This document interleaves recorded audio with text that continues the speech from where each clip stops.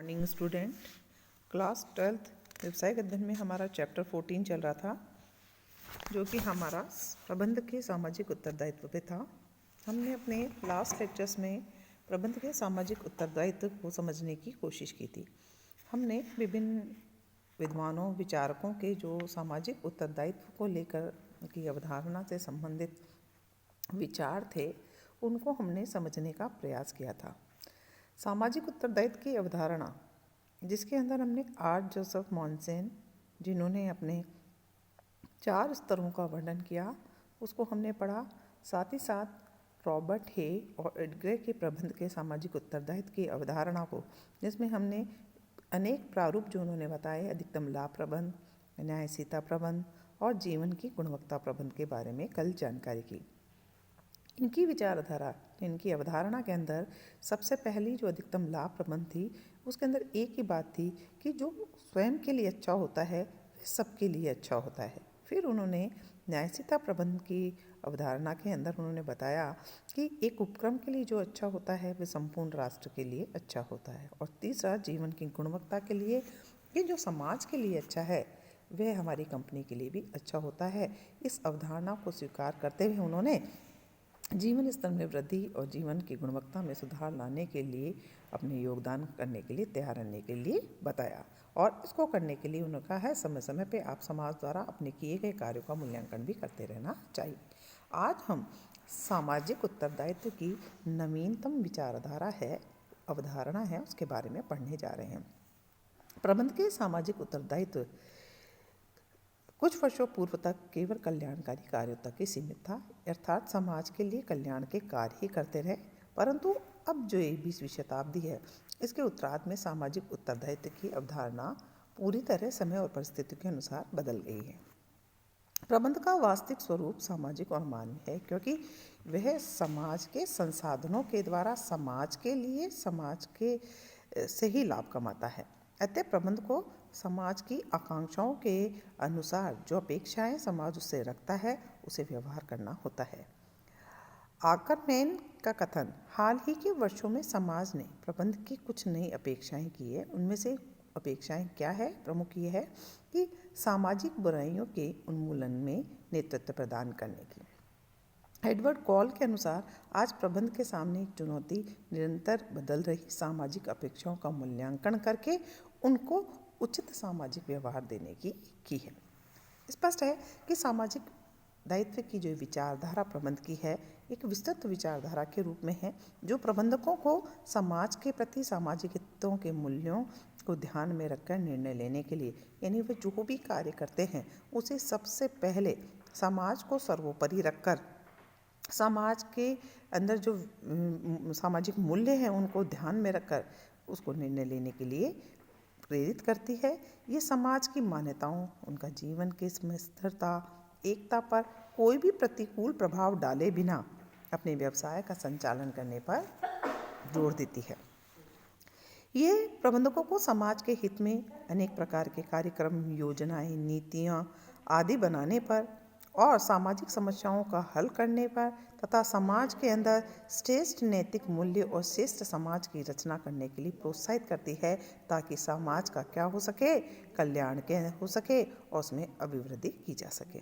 संक्षेप में हम बात करें तो प्रबंध की सामाजिक प्रतिबद्धता और सामाजिक दायित्व के 3 स्तर हैं।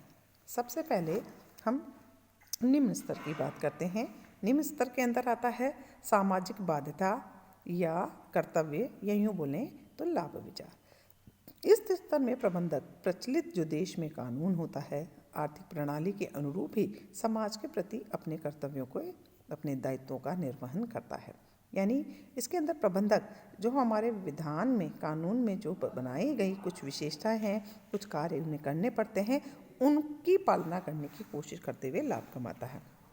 इसमें प्रबंधक वैधानिक नियमों की बाध्यता, वैधानिक आवश्यकताओं एवं अपने स्वयं के हित के कारण सामाजिक उत्तरदायित्व का निर्वहन करते हैं। अर्थात अगर कानूनी बाध्यता न हो तो हो सकता है कि उनके अंदर स्वार्थ भावना और उन कार्यों को न करें, लेकिन हमारे कंपनी अधिनियम 2013 की धारा 135 के अंतर्गत कुछ वैधानिक प्रावधानों को जो करना प्रबंधक के लिए प्रचलित कानून के अनुसार जरूरी है, वह अपने सामाजिक दायित्व को निभा दें। तो पहला जो निम्न स्तर है वो है सामाजिक बाध्यता का, कि उन्हें करना ही होता है। लेकिन दूसरा जो स्तर आता है वो हमारा है मध्य स्तर। इस स्तर पर प्रबंधक सामाजिक परंपराओं, मूल्यों, आकांक्षाओं के कारण अपने दायित्वों का निर्वहन करते हैं। वे स्वैच्छिक रूप से, यानी अपने आप से, अपने फायदे पर विचार न करके और कानूनी आवश्यकताओं को पूरा करते हुए कुछ और अधिक सामाजिक कार्य को करने लगते हैं।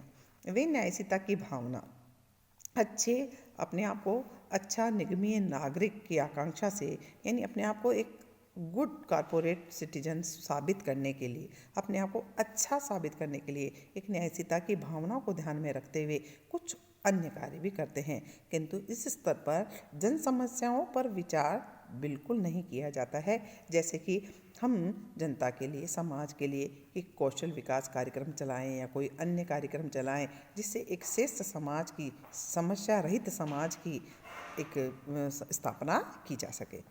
अब आता है ये तीसरा स्तर, जिसके अंदर हमने उसको नाम दिया है उच्चतम स्तर पर सामाजिक संवेदनशीलता।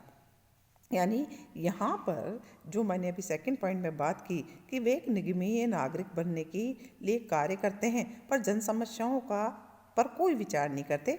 इस स्तर पर प्रबंधक समाज की समस्याओं को, उसमें फैली हुई अनेक बुराइयों को, कठिनाइयों को, महत्वपूर्ण मसलों को सुलझाने के लिए उसके प्रति संवेदनशील होते हैं, उसके प्रति जागरूक होते हैं, किस तरीके से उसे दूर किया जा सके ये करने का प्रयास करते हैं। उनका व्यवहार समाज के हित में, समाज के लिए कार्य करने का, समाज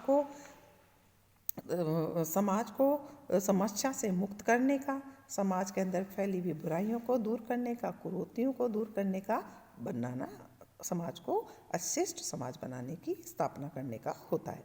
वे समाज की समस्याओं को पहले से ही पूर्वानुमान लगाकर उनमें घटित होने वाली घटनाओं को दूर करने के लिए स्वयं में प्रयासरत रहते हैं।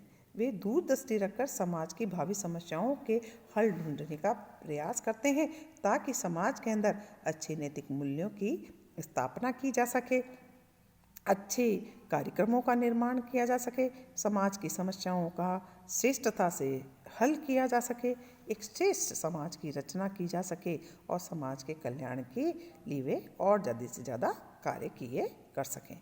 यहाँ पर एक चित्र दिखाया गया है जिसके अंदर प्रबंध के सामाजिक उत्तरदायित्व के 3 स्तरों को समझाने का प्रयास किया है, जिसमें आपको बताया पहला स्तर सामाजिक बाध्यता यानी लाभ विचार। यहाँ पर लाभ कमाना है, क्यों कमाएंगे, कब, जब आप वैधानिक औपचारिकताओं को पूरा करेंगे। दूसरा होता है सामाजिक दायित्व, जिसमें उनकी न्यायशीलता भावना आती है, जिसमें वे अपने आप को एक निगमीय नागरिक यानी कॉरपोरेट सिटीजन साबित करने के लिए कुछ कार्य करते हैं लेकिन जन समस्याओं पर ध्यान नहीं देते। और तीसरी होती है समाज के प्रति सचेतना होना, जिसके अंदर वे समाज के अंदर श्रेष्ठ समाज की स्थापना करने के लिए समस्याओं का पूर्वानुमान लगाते हुए उसे दूर करने का प्रयास करते हैं ताकि श्रेष्ठ समाज की स्थापना हो सके।